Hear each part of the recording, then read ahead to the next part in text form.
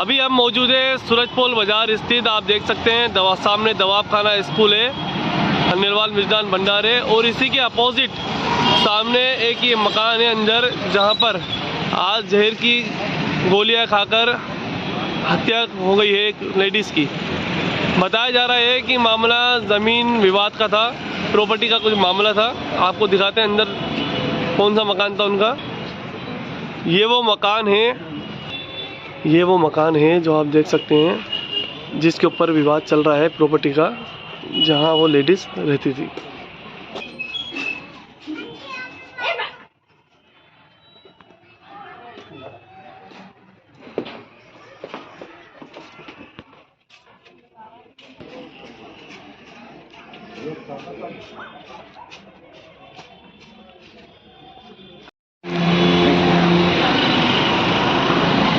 दीदी, क्या मामला था? पूरा मामला बताएंगी, क्या वजह रही? ये जो मामला सामने आया है कि एक युवती की यहाँ पर डेथ हो गई है, डेथ हुई या उसको मारा गया या क्या रीजन रहा?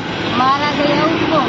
मैं महारानी को लेकर माँ से क्यों रोकती मैं, तो पहले भी मैंने रिपोर्ट करवाई थी, महिला आयोग में भी रिपोर्ट करवाई थी, हवा महल के पास में भी मैंने रिपोर्ट करवाई थी, महिला थाने में। हाँ, महिला थाने में, और यहाँ पे रामगंज थाने में मैंने रिपोर्ट करवाई थी, लेकिन कोई भी सुनाई नहीं हुई, प्रशासन ने कोई भी एक्शन नहीं लिया। उसके बाद में पहले यहाँ रहती थी मैं पड़ोस में रूम लेके, तो मैं आ जाती थी भाग के दारू पीता था तब भी, और अब मैं क्या दिल्ली चली गई पढ़ने के लिए, तो यहाँ कौन है उसको बचाने के लिए।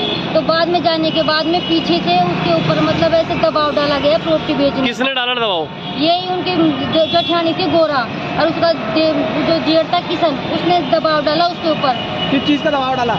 बेचने का, जमीन बेचने का। अच्छा, कुल मिला के प्रॉपर्टी का विवाद है ये? हाँ, प्रॉपर्टी का विवाद है ये कब से चल रहा है विवाद? ये 2-3 महीने से चल रहा है, लेकिन पहले बंटवारा हो गया था। कितनी उम्र थी जो मुर्तकी अभी यहाँ पर? उसकी थी 32 थी। उसकी कैसे, क्या डेट कैसे हुई उनकी? उनको जहर खाने की डेट हुई उनकी। अच्छा। और उनके 2 छोटे बच्चे, एक तो 1st क्लास में और 2nd क्लास में है वो। और जो मेरा जीजा था वो दारू पीता था, ना तो वो काम करता था कुछ, सारे दिन वो दारू पी के पड़ा रहता था, और वहाँ से उसके भाई उन्हें पैसे देते थे, वो दारू पी के मेरी बहन पर अत्याचार करता था।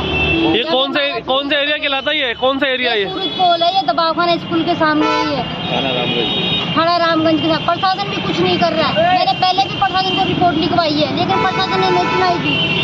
आज का होने से पहले भी मैं वहाँ रिपोर्ट करवाई थी, बोली भी थी वो मैडम कुछ नहीं होगा, आप जाओ, कुछ नहीं होगा। किसने बोला ये बात? यही प्रशासन ने, रामगंज थाने वाले प्रशासन ने बोला है। और यही बात मैं हवा महल में भी जो महिला हुआ है वहाँ पे मैंने रिपोर्ट करवाई थी, और जो टोंक फाटक है वहाँ पे भी मैंने शिकायत दर्ज करवाई थी, लेकिन कोई भी नहीं हुआ। सब पैसों से, सबने पैसों से दबा दिया सबको।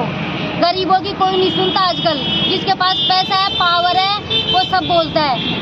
आगे की क्या कार्रवाई है आपकी? कोई उच्च न्यायालय में काम करते हैं कर्मचारी, थर्ड ग्रेड, तो जैक लगवा के पहले जो हुई थी मौत, वो भी जहर के कारण ही हुई थी, और ये भी जहर के कारण ही हुई थी। जो पहले वाली बीवी थी, किसी की जगह आई थी, पहले वाली बीवी थी, उसकी भी जहर से मौत हुई है, इसकी भी जहर से। आपकी दीदी जो थी वो दूसरी शादी हो के आई थी, जो उनकी पत्नी थी वो उनको भी ऐसे जहर देके मारा गया था। और उनके बच्चे की जो प्रॉपर्टी थी, उनके बच्चे के नाम से जो मरी थी, उसके अलग से नाम हुआ, जो मंडी में मेरी बहन से लड़ झगड़ के अलग से मंडी में प्रॉपर्टी का रूम ले लिया, कब्जा कर लिया, दुकानों पे कब्जा कर लिया। मेरी बहन के लिए खाने के लिए लिए, उनके 2 बच्चों को देखो पहनने के लिए नहीं है, उनके बच्चों को देखो आपके हाई-फाई रहते हैं, उनके फटे हुए कपड़े हैं, और रोज मेरे को बोलते हैं मौसी ये दिला दो, मौसी ये दिला दो।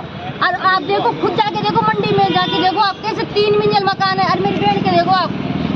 मेरी समाज के भी कोई नहीं बोल रहा, मेरी मीणा समाज का भी कोई साथ नहीं दे रहा, क्योंकि सब गरीब लोगों को सब दाबते हैं, पैसे वालों को कोई कुछ नहीं बोलता। नहीं, सबको पता है कितना अत्याचार हो रहा है, सब रोज मारता है वो। अभी इसका मुकदमा आपने कहीं दर्ज कराया है? हाँ, रामगंज थाने में करवाया है। अभी उन्होंने बोला है 301 किया है, कुछ नहीं होगा। मैंने बोला पुलिस प्रशासन मौके पे आया था यहाँ पर अभी? हाँ, मौके पे आया, जांच वाच ली है, और उन्होंने मैंने लिखा है, FIR मैंने दर्ज करवाई है। मैंने बोला भी है उनको, वो बोले कि ये क्या लिख के लाए हो? मैंने बोला मैं IAS की तैयारी करती हूँ, मेरे को सब पता है क्या लिखना है क्या नहीं लिखना है।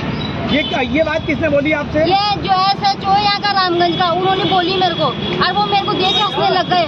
मतलब ऐसे बनाते भाई कुछ गरीबों का कुछ नहीं होगा, मतलब वो काम ढंग से नहीं कर रहे अपना, जैसे प्रशासन को करना चाहिए वैसा कर नहीं रहे। गरीबों पे अत्याचार हो रहे हैं यहाँ पे। पहले भी मैंने बहुत बार किया, लेकिन नहीं सुनते गरीबों की, कोई नहीं सुनता गरीबों की। बेचने के लिए कौन दबाव बना रहा है?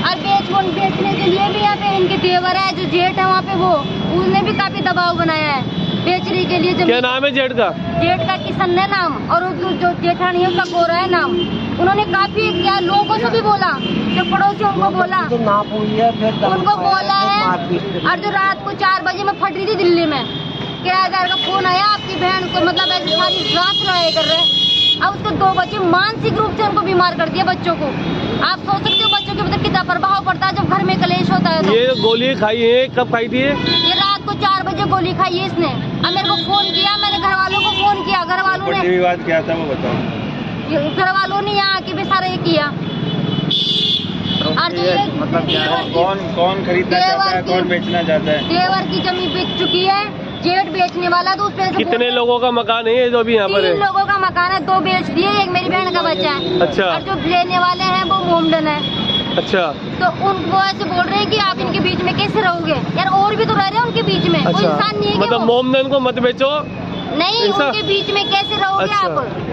मतलब दबाव डाला गया उसके ऊपर। हाँ, दबाव प्रेशर डाल रहे हैं, तुम बीच में कैसे रहोगे? वो भी इंसान है, हम कैसे नहीं रह सकते बीच में दबाव उनके? कौन डाल रहा था वो बताओ। उसका जेठ पे एक बार दिल्ली से आई थी एग्जाम देने, मेरा एग्जाम था यहाँ पे, RS का एग्जाम था। उन्होंने गेट पे पकड़ लिया मुझे कि तेरी बहन से बात करो, वो जमीन बेचना है तो बेच दो, ऐसे पे तुम भीख मांगोगे, ऐसे करोगे, मतलब ऐसे मेरे को वहाँ पे गेट पे बोल के वो मेरे साथ वहाँ तक गया मेरे को ऐसे बोलने के लिए। आप दबाव डालो, मैं कि हम नहीं बोले, उसके 2 बच्चे हैं, वो कहाँ बेच के कहाँ जाएगी, लेकिन कोई भी नहीं सुनता कोई आजकल। मुसलमानों ने कोई दबाव बनाया क्या बेचने के आपके लिए? ऊपर किसी दूसरे समुदाय विशेष ने कोई दबाव बनाया, दूसरे पक्ष ने, किसी ने, कोई हिंदू मुस्लिम की कोई ऐसी बात? नहीं, हिंदू मुस्लिम की ऐसी कोई बात नहीं है, हम बहुत दिनों से रह रहे हैं, ऐसा कुछ भी दबाव नहीं है भाई हिंदू मुस्लिम। ये तो हमारे खुद के घर के ही कर रही है। वो गोरा है, उसने जानबूझ के सब कुछ किया षड्यंत्र बेचने के लिए। अब आप लोग क्या चाहते हैं? हम न्याय चाहते हैं, मेरी बहन को न्याय मिले। ये तो एक मरी है, दूसरी मरी है, फिर कल और तुम्हारी बहनें भी मरेगी। किसी और समुदाय के लोग जो अल्पसंख्यक, जो सरकार नहीं सुनती है, प्रशासन नहीं सुनता है, जिनको संपत्ति के चक्कर में और मरेगा, फिर और दूसरी मरेगी। ऐसे मतलब चलता रहेगा, अपराध बढ़ता ही रहेगा। न्याय मिले मेरी बेटी को, बस ये कहना चाहती है। मैं तो यही कहना चाहती हूँ, मेरे बच्चे हैं 3, उनको 2 तो ये तक अभी एक पैजानी को तो यहाँ का चीना का मतलब तीसरा हक था, जिससे सुरक्षा दी जाए उन बच्चों उनको को, सुरक्षा दी जाए, वहाँ का तीनों कब्जा में जो में भी है रहे। उनके तीनों में बराबरी सा होगा। मेरे पास मैं नाव नहीं लगाऊंगा, मेरी जिम्मेदारी से काम कराऊंगा। क्यों पैसे भी काटे ना तो मैं पूछ कर नहीं काटे।